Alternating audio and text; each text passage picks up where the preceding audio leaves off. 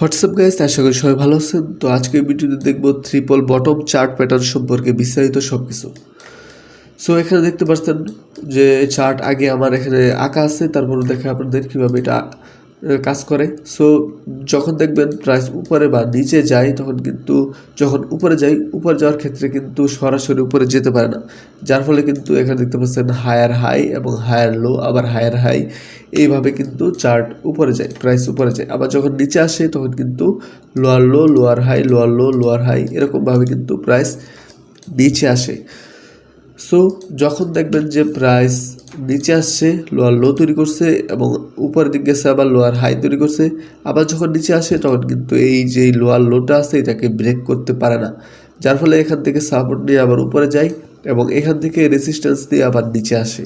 আবার কিন্তু এই যে লেভেলটা দেখতে পাচ্ছেন এটাকে আবার ব্রেক করতে না পারার কারণে আবার এখান থেকে সাপোর্ট নিয়ে উপরে চলে যায় এবং এখান থেকে আরও উপরে চলে যায়। যখন চার্টে এরকম প্যাটার্ন হয় তখন আমরা সেটাকে ট্রিপল বটম চার্ট প্যাটার্ন বলে থাকি। সো চার্টে এই প্যাটার্নটা এরকম দেখা যায়। সো এখন দেখা যাক এই প্যাটার্ন রিয়েল চার্টে কীরকম দেখা যায় এবং কিভাবে এই প্যাটার্নে আমরা ট্রেড করব। সো এখানে দেখতে পাচ্ছেন প্রাইস যখন এখান থেকে নিচে আসছে তখন এখানে প্রাইস আসে লোয়ার লো তৈরি করে এবং এখান থেকে আবার লোয়ার হাই তৈরি করে। আবার যখন নিচে আসে তখন এই লোয়ার লোকে ব্রেক না করতে পারে, কিন্তু আর নিচে আসতে পারে না, যার ফলে এখান থেকে সাপোর্ট নিয়ে প্রাইস আবার উপরে চলে যায়। আবার যখন উপরে যায় এখান থেকে রেসিস্ট্যান্স নিয়ে প্রাইস আবার নিচে চলে আসে, আবার এখান থেকে সাপোর্ট নিয়ে আবার প্রাইস উপরে চলে যায়, দেখতে পাচ্ছেন। যার ফলে কিন্তু আমাদের এখানে ট্রিপল বটম চার্ট প্যাটার্ন তৈরি হয়েছে। আর এখানে দেখতে পাচ্ছেন এটা হচ্ছে আমাদের নেকলাইন বা রেসিস্ট্যান্স, দুটোই বলতে পারেন। সো এবং এটা হচ্ছে আমাদের সাপোর্ট। আর এখানে দেখতে পাচ্ছেন এটা হচ্ছে ফার্স্ট বটম এবং এটা হচ্ছে সেকেন্ড বটম আর এইটা হচ্ছে থার্ড বটম।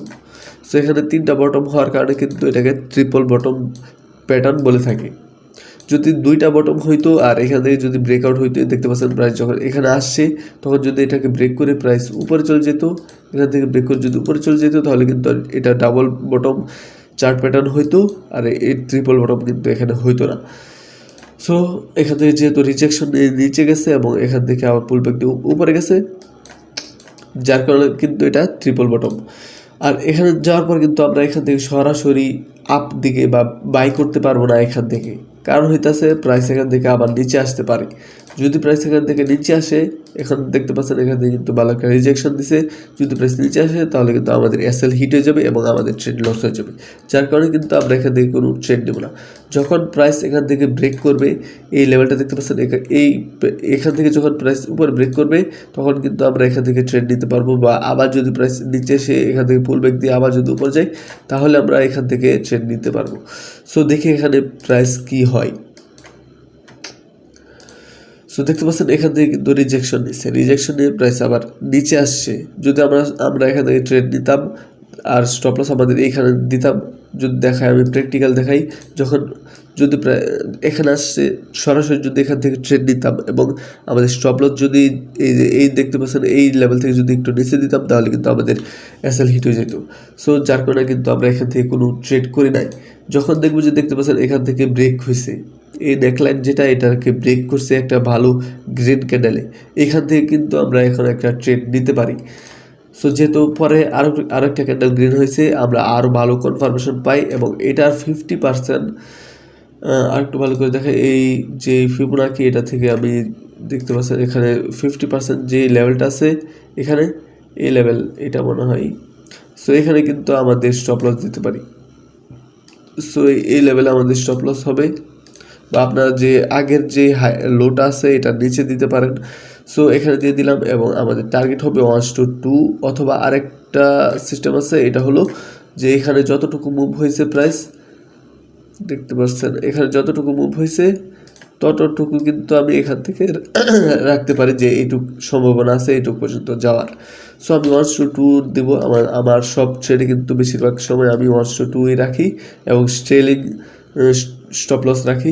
যদি প্রাইস দেখতে পারেন যে এখান থেকে এখানে আসছে, আবার কিন্তু এখান থেকে পুল ব্যাক দিয়ে আবার উপরে যাবে, আবার পুল ব্যাক দিয়ে এরকমভাবে কিন্তু উপরে যাবে, যখন স্ট্রেলিং স্টপ লস দেবেন তাহলে কিন্তু আপনি প্রথমে এখানে স্টপ লস রাখবেন।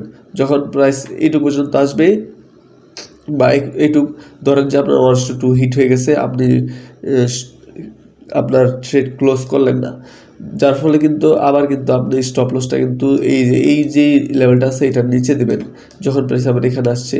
সো তাহলে কিন্তু আপনার স্টপ লস কাটবে না এবং আপনার মানে যতটুকু উপরে যাবে আপনার যে রিভার্সাল যত বেশি হবে এবং আপনার প্রফিট তত হবে, এটাকে বলে ট্রেলিং স্টপ লস। সো এটা অত গভীরে যাওয়ার দরকার নেই, আপনারা 1-2 রাখতে পারেন।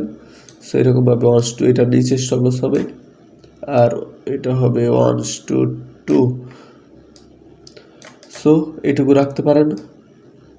সো দেখে আমাদের ট্রেড কি হয়।